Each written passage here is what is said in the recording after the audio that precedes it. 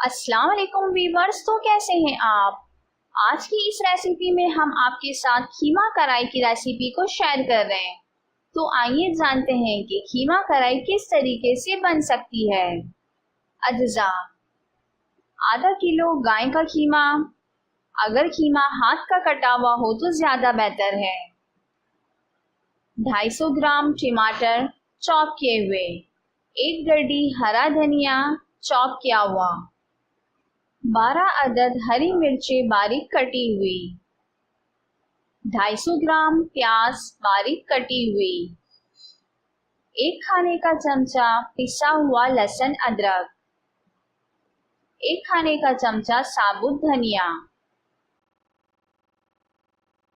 अब चलते हैं तरकीब की तरफ।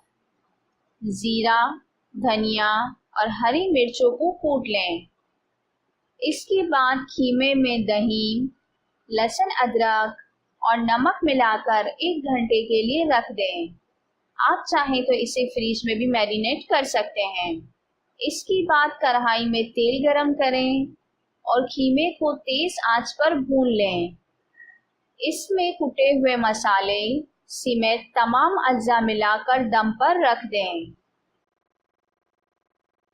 मज़ेदार खीमा हरा धनिया और अदरक छरक कर पेश करें।